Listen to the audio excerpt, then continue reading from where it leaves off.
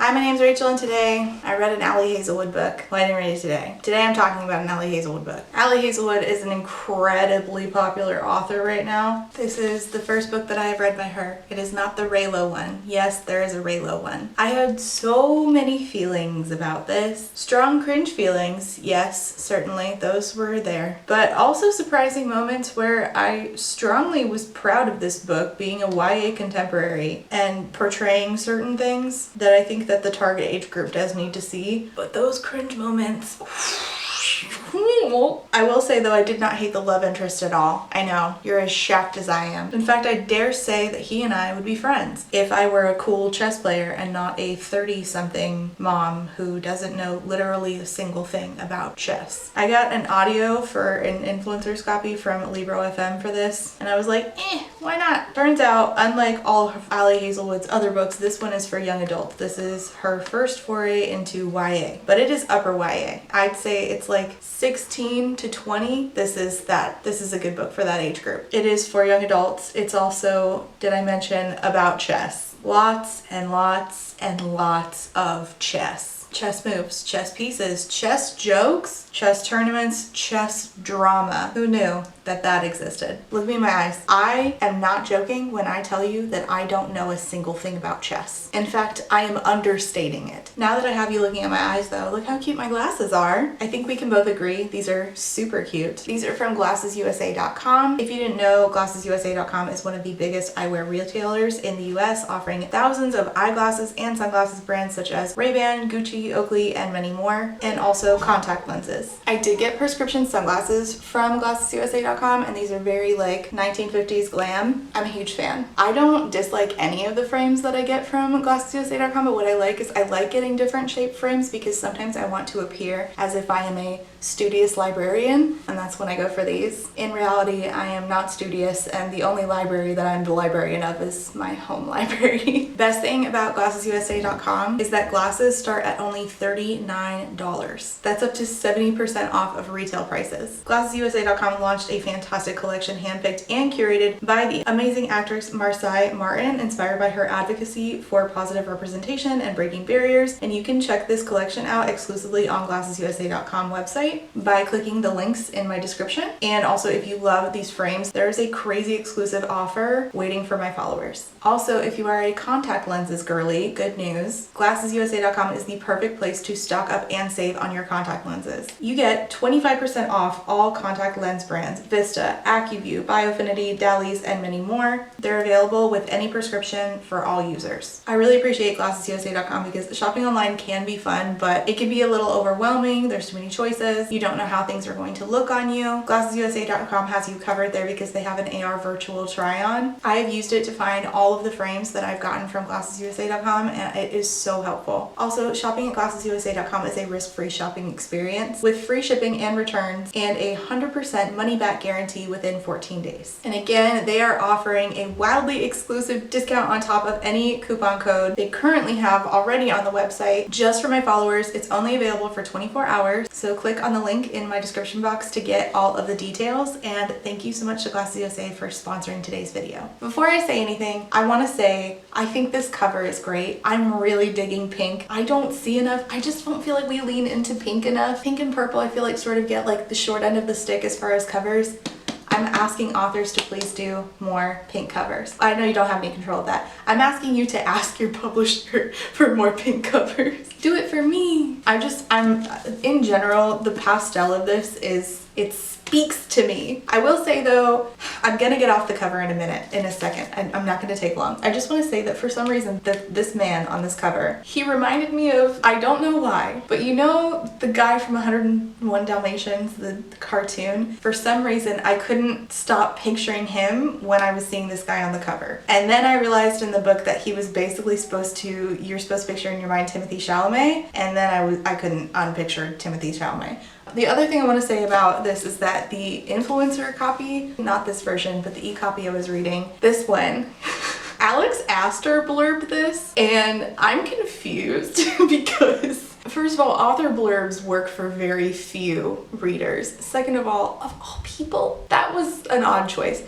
Second of all, third of all, the other thing that I want to say very quickly, for Alex Astor to be blurbing this book is very odd to me. No shade to any of the Alex Astor fans out there. Somehow they exist, but I just don't really understand why of all people, because this is she writes fantasy, first of all, like, but also, like, I'm very confused. Let me also say though that the blurb does not make sense. Like, a rivals to lovers romance. No, it's not. It's not that. Did we read the same book? Because at no point were these two people rivals. That's not, it's a YA contemporary. It's not a romance. At least I don't think it is. It has a romance element, but this is a YA contemporary. It's a coming of age story with a romance subplot in it. Like, this dude shows up in the very beginning and then does not show up again until like 35%. And they're not rivals. There's a rival in this book, but it's not either of these two people. So I'm like very confused about that. I don't really understand the blurb. I'm not really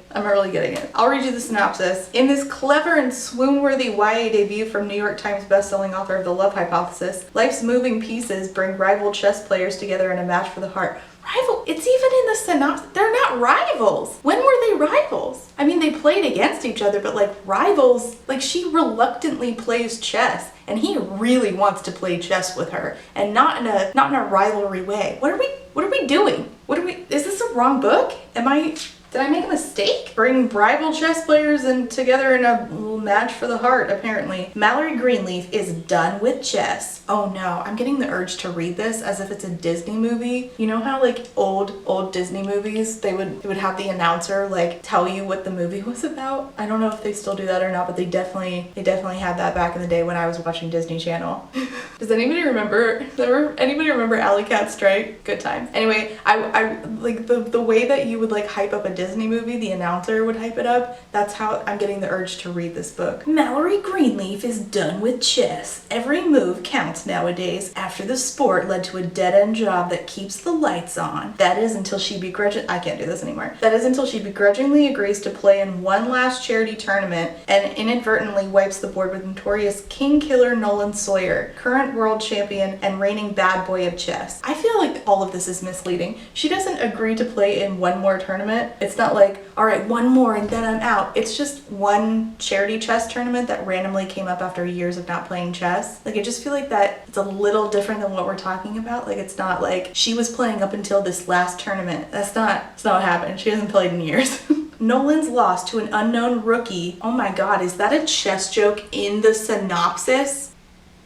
Good grief. Shocks everyone. What's even more confusing? His desire to cross pawns again. Oh my god, this woman must be stopped. These puns are worse than mine. What kind of gambit is Nolan playing? I'm done. I can't do it. The smart move would be to walk away, resign, game over, but Mallory's victory opens the door to sorely needed cash prizes, and despite everything, she can't help feeling drawn to the enigmatic strategist. As she rockets up the ranks, Mallory struggles to keep her family safely separated from the game that wrecked it in the first place, and as her love for the sport she so desperately wanted to hate begins to rekindle, Mallory quickly realizes that the games aren't only on the board, and the spotlight is brighter than she imagined, and the competition can be fiercely attractive and intelligent and infuriating. On the one hand, that's an okay synopsis for 16 to 20-year-olds. I really shouldn't make fun of it. But on the other hand, I feel like that's the same way she writes her adult stuff from what I know. And I feel like, okay. All right. Okay. Also, I'm getting, it's reminiscent of Rebecca Yarros. Fiercely attractive, infuriatingly gorgeous, and all that other shit that she describes as Zayden Lee Ryerson. Yep, my brain is ruined from Fourth Wing. Fuck my life. I will also say before I get any further into this, actually, I might have to take a break because it's literally Thanksgiving, so my kids are home. We're not really a Thanksgiving family, but my kids are home today and they are wildly loud right now, so I might have to come back and film this. But the last thing I want to say before I switch into other Rachel is that the narrator for this The audio version I read, shout out Libra FM again, the narrator was really good. She's really talented. So I think that if you're going to read this, I would recommend reading it on audio if you can. I think that she is very talented. She has a way of making men's voices sound like actually young men's voices. She was very good at that. And I was very surprised because there were moments where I was like, oh, this isn't dual narration. Oh, shoot. Actually, maybe that's just very bisexual of me. Yeah, never mind. Hello, I'm back. Surprising nobody, this is like Queen's Gambit. However, I think much like Queen's Gambit, this is a piece of media that does not feel inaccessible to chess players. I'm not gonna hold it up, I'm just gonna put it right there. So I think that for people like myself and others who want to feel the rush of, did you grow up watching Remember the Titans? You know, like sports. This is kind of like that, except entirely not like that at all. It made chess accessible, which was nice. That was a nice thing. So our main character, at the beginning of the book, it's 2 years before the events of the book, and she's in chemistry class, and she's watching a video of our love interest Nolan, and he's like kind of snarky in this interview, and it's sort of like setting up as if like he's the bad boy of chess, but then this doesn't pan out, and then we never really have a conversation about like why he was portrayed as a bad boy only to not actually be a bad boy. I was a little confused about that. I really thought that this was gonna be like, he's such a bad boy until she made him a nice guy, and I'm glad that it's not that. I'm just confused about what it was. Flash forward 2 years later, she's 18 years old, she's finishing high school, she's supposed to go to college but does not because her mom is chronically ill, so she has to stay behind, she feels. She tells her mom, I just don't want to go to college, because she doesn't want her mom to feel bad that she's not going to college, and she feels very responsible for taking care of her younger two sisters who are like middle school age. Well, 12 and 9 maybe? I will say that I think that the sister relationships felt very authentic, so that's good. If you are an older sister, you are going to feel very seen by this book. I think this is very much older sister love letter. Also a bisexual queen. She is not just an older sister, she's not just a chess player, she is a bisexual queen. She is girly who likes girlies and boys, and her best friend is a lesbian, so we have some queer rep in here. That's good. Alright, so 2 years after the initial watching Nolan Sawyer on her phone in chemistry class, which is a very typical high school experience nowadays. We couldn't watch YouTube on our cell phones when I was in high school. I was right before the iPhone age. I was in the BlackBerry and the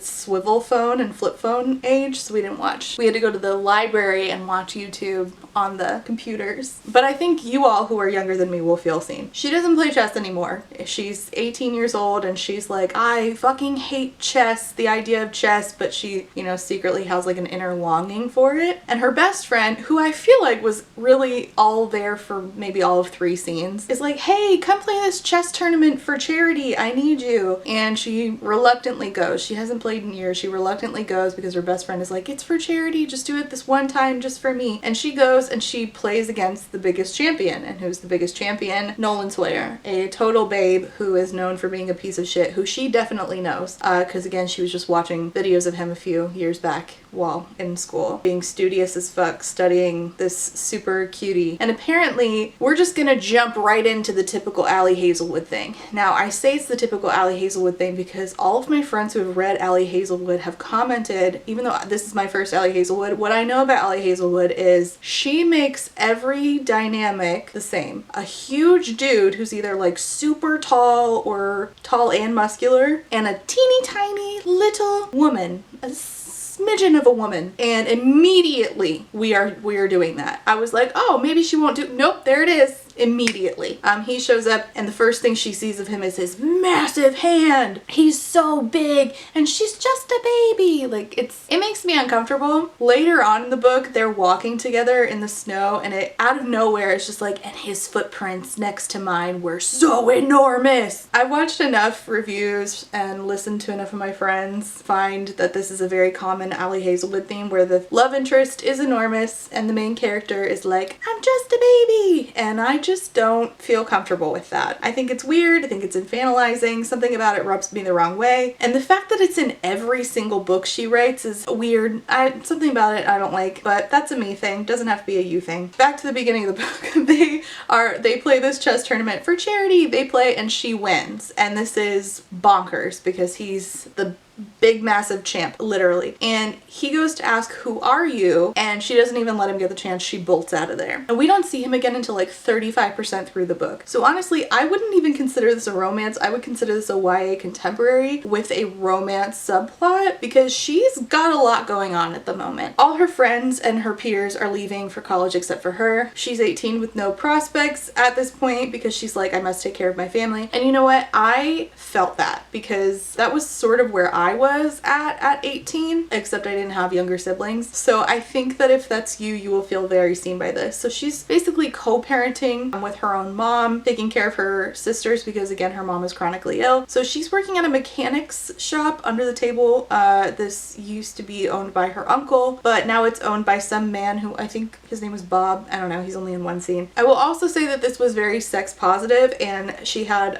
sex ed positive parents. As I said, Mallory is bisexual. She's openly bisexual. Everybody in her family knows she's bisexual, and she's very sex positive. She has safe and consensual sex with off-page a partner. It's mentioned, possibly two, a guy and then a girl, or a girl and like, I don't know. I feel like I appreciate this for the 18-year-olds who this is marketed to, who need like rep of positive bisexual rep and practicing safe sex rep and having been taught sex ed by their parents rep. I appreciate that she had parents who did not shame her for her sexuality and prioritize safety. I think that we need to have that conversation more and more with our own kids and create a society in which that is normal, where we don't shame for sexuality, but we prioritize talking to them about safety, educating them on keeping yourself safe. So I think that this book does promote that, which that's great. I don't have any complaints. This type of media is an important example in how we promote health and safety for the target audience. No complaints there. After this tournament, this woman shows up and she's like, I want to offer you a chess job. We have scholarships where donors have donated, and basically we will pay you a salary and you will work for us for a year doing chess tournaments. And my question at this point is that a thing? Is that a thing that really happens? So she gets offered one and she initially says no. And her reasons for taking it, I feel like, for not taking it rather, were kind of nonsensical. She's like, I need something that is steady. And I'm like, this is steady for a year, whereas you're being paid under the table. She's like, no, I won't take it. And then she loses her job because Bob the mechanic is a misogynist who is upcharging women for things on their cars they don't need. And this was but one of an example of like, it just felt like sort of like shortcuts to explaining misogyny, which I guess that makes sense for the intended audience. I just felt like it was a little bit lazy writing if we're gonna have a conversation about misogyny, where it's like these really annoying sort of ugly men who are mean to women, and then this like nice attractive guy who's not mean to women. It just, I don't really feel like it did a good job having a conversation about misogyny, but maybe it did for the intended audience. I'm not really sure. Bob the misogynist mechanic fires her because she let a woman, she was being a girl's girl and let another woman know, well, accidentally, that Bob was upcharging her for services that she did not need on her car. She gets paid under the table, so she has no legal recourse in keeping her job. So now she doesn't really have a lot of options, and then reluctantly eventually takes the chess job. So I felt like that was a little, I don't know, there was something sort of lazy in that too, where I just felt like the reasons for her not taking the job did not really make sense. Speaking of lazy writing, I don't like a ton of pop culture references as like something that authors lean on in order to have like a shortcut to humor. I don't like that. And this book was chock full of them. And even I think that the love interest is based off of, at least like presentation wise, Timothée Chalamet. And he got like praised in text, but we're also talking about like Riverdale and Jughead and Sprouse Brothers, and I'm just talking about Riverdale. There were a lot of pop culture references, and I don't think that that's a good idea. I think that there are books that are funny, and humor is very hard to do, and if you have to rely on a lot of pop culture references in order to rely on the humor of other people, maybe just don't try to write a funny book. I just got a text. I share my P.O. box, and the other person from the P.O. box said, it has no addressee. I got sent a book. It has no addressee except beneath it, except it said Rachel. I've had illicit drugs shipped to my address in packages before, so I was suspicious. Okay. All right.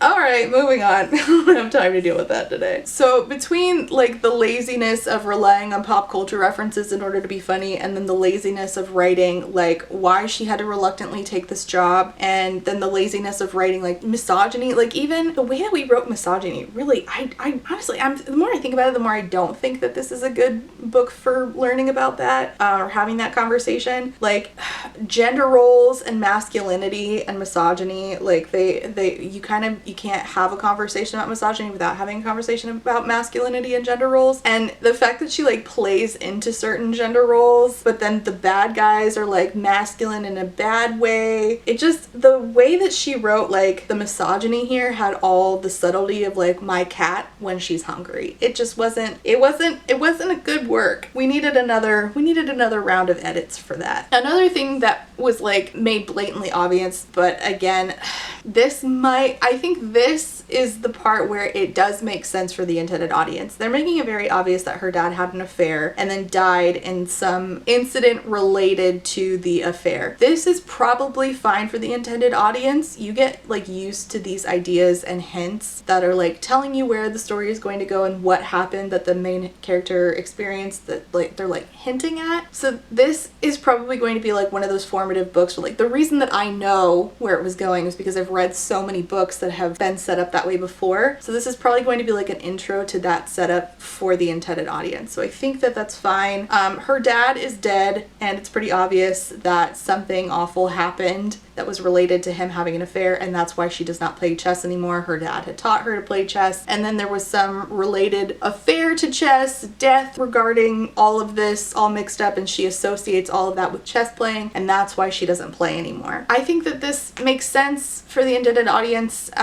Obviously I saw it coming. I'm 30 years old, so I guess I'm not really the intended audience here, so that's fine. I'm okay with that. All right, so she starts working at this chess organization, and there's a lot of talking about chess, and unfortunately, because I am on TikTok, there's a lot of once I make my move, you're free to check the king. So anytime that you're hearing any sort of chess stuff, that's what's playing in the noggin, unfortunately. I know we don't like to make Harry Potter references, I know, but unfortunately that sound has taken over TikTok and my brain cells, what little there be left of them. So anytime I heard any sort of chess jargon, that's where my brain went. I'm reading this, and I told my Discord that I was reading it, and they were like, one person in there, I can't remember which one of you it was, said that this is about Anna Cramming and Magnus Carlsen. I don't know anything about chess, we've established. I do think that that is weird, that these were based on real people. You look these people up, and I think that there is an age gap between them, so shipping them together, I can understand why people are uncomfortable with that. I do think that it was more of like the idea of Magnus Carlsen shoved into Timothy Chalamet's body. That seems to be what happened here. And then it's very obvious that Anna Cramming is the main character. It's weird for me to think about that. I imagine it's even weirder for Magnus and Anna having a moment where they're like, wait, is this a fucking play about us? 35% in, Nolan Sawyer shows up at her house. He comes over to her house and he's like, I really want to play chess with you. And she's like, I don't want to play chess with you. I don't like to play chess. He's like, don't you have a job playing chess? And she's like, yeah, that's different. I don't want to play chess with you. I don't want to play chess for fun. I don't like chess anymore. It's kind of it's a stupid sport. I hate chess. You're stupid. It didn't really go that far, but it's like she's trying to get him to leave. He ends up coming in her house, eating a shit ton of her mom's meatloaf, and then her sisters say, by the way, she's bisexual, are you guys gonna fuck? It was really, I don't know if that's what having younger siblings is like. I'm the youngest in my family, but that was awkward. It then mentioned that he had a 190 IQ, and I looked it up, and you know who else has a 190 IQ? Magnus Carlsen. So again, it's definitely like the idea of Magnus Carlsen shoved into Timothy Chalamet's body. So that was interesting. They form a sort of friendship, and he is very obviously into her. And he's trying to make it very obvious that he's into her. And I think, I'm not really sure, was he supposed to be sort of like demisexual? Is that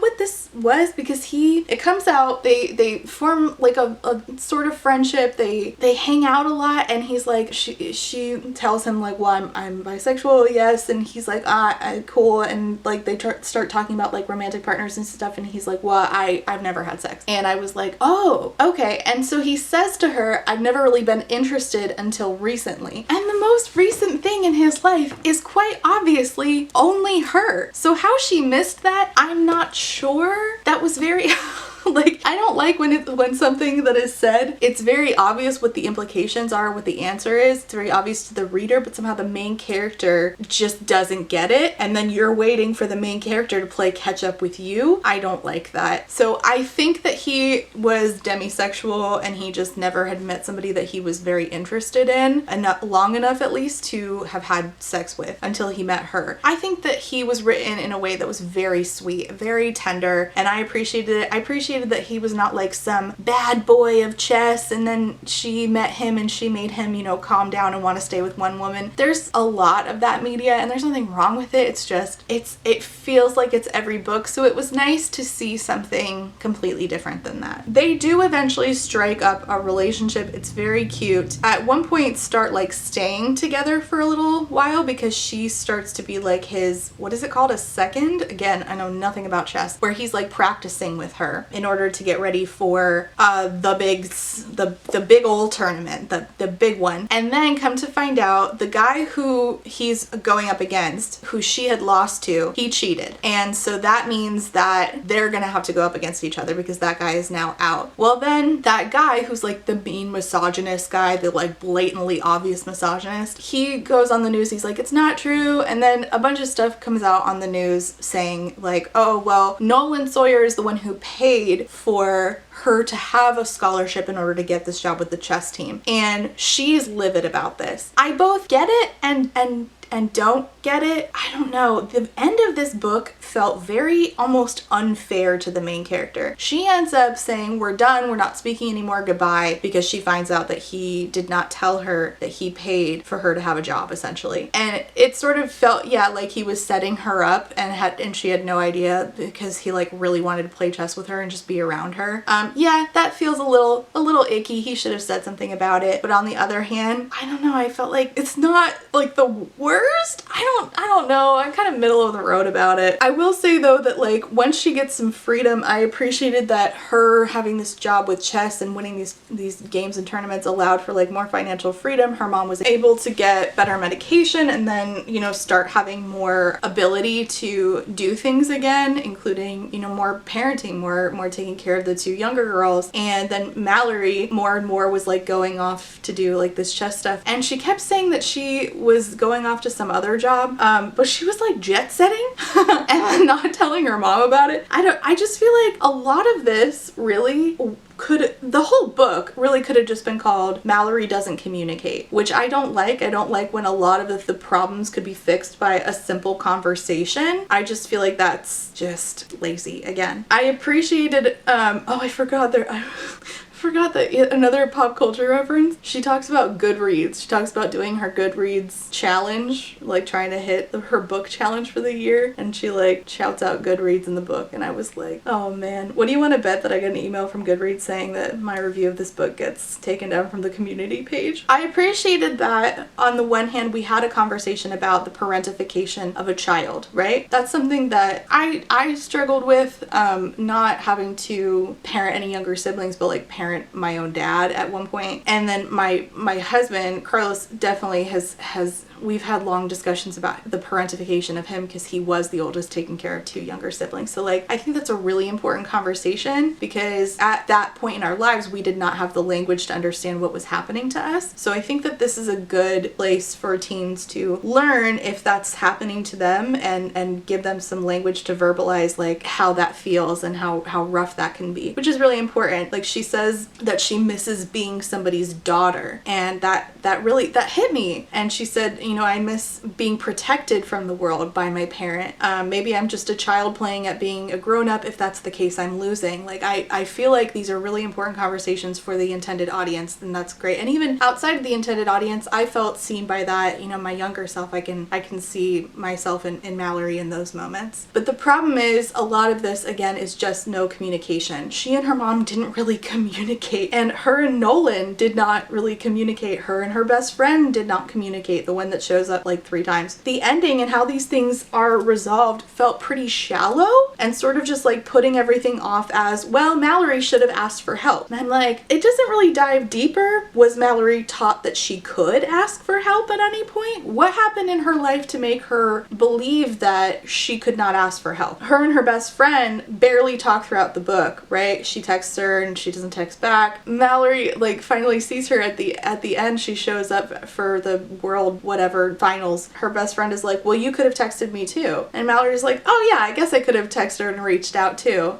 Not just she had to reach out to me. And I'm like, but you did, and you said she didn't text you back. So she was blowing off your messages. Did that not happen? Am I misremembering that? As far as Nolan and him not telling her that he was the donor that created the possibility for her to have a paid job that changed her life, she's told by her coworker, who's this like really like rude dude, who like it's fine for him to be rude to her and it's like passed off as like charming. That it was very odd. I don't really understand that character. She's told by her coworker, well, you never asked who the donors were. Okay, but it's still a little manipulative, you know, like it's still like he should have disclosed that. So I felt like a little like we were trying to do like the coming of age story, the learning to communicate, moving from like teenage communication to adult communication, but we were being very unfair to our main character in the process of doing that. And then the resolving it portions at the end were not in line with her lived experiences that we had seen throughout the book. It felt everything was just like, let's just blame Mallory. She just sucks. Like,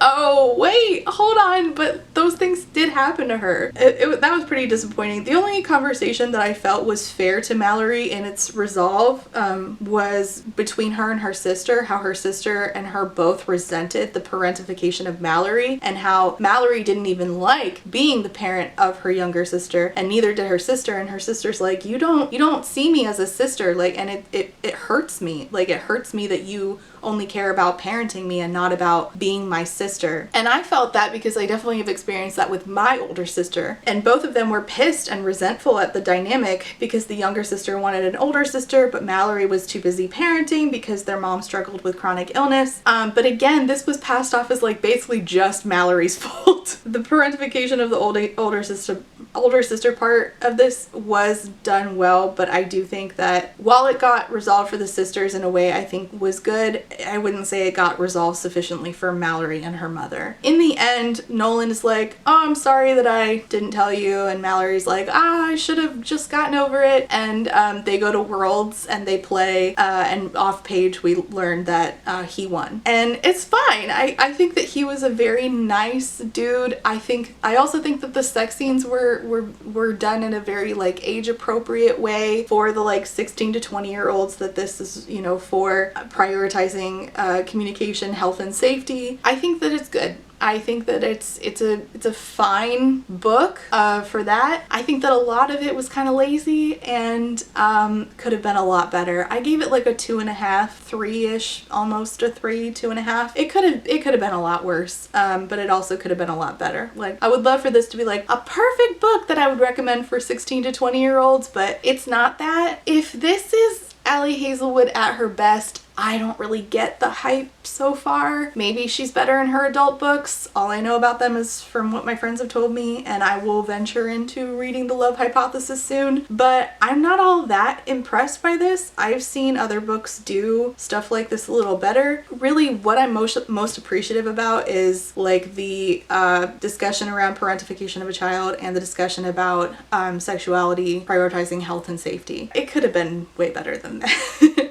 And I guess I appreciate it making chess more accessible. Like, I felt like I I mostly knew what was going on. Like I could figure it out. But then again, I just assumed that out there somewhere are Anna and Magnus being like, this is awkward. And then Timothy Chalamet is like, yes, for me too, thank you. So that was Check and Mate by Ali Hazelwood. This is still just a really gorgeous cover. Very obviously Anna on the front. So, yeah, it was fine. It was fine. I think Nolan's a good love interest. I hope to see more love interest written in this way. I do think he was demisexual, which is great. I hope that means we'll get, you know, more demisexual dudes in fiction. I think that they deserve to have themselves, you know, presented in a book and in a way like this. So it's like a 2.5. It's fine. If you've got like a 16 to 20-year-old in your life that likes romance and chess, they might like this. For me, it's just okay, but it might be a 5 for you. I don't know. That's my thoughts on Check and Mate by Ali Hazelwood. If you have read this, please leave your thoughts down below. Thank you for watching, and leave your comments and questions, and I will see you next time. Bye. Thank you for being a friend to my Therapy Bills patrons, and those are Alexander, Ali Magpie, Brittany Bobitney, Cami, Chris, Claire, Des Roberts, DJ Rocktopus, Ellie, Emperor's New Blues, Aaron, Eric, Harley, I'm Not Creepy, You're Creepy. Who changed their name on here to I'm Not Creepy, You're Creepy? Which one of you did that? Jack, Johnny, Jill, John E, Kaleno K, Casey McKenzie, KW, Caitlin M, Quinn, Lady Kittybug, Lex, Alice, Rain, Reese, SJ, Samar, Scarlett, Shiny, and SMK.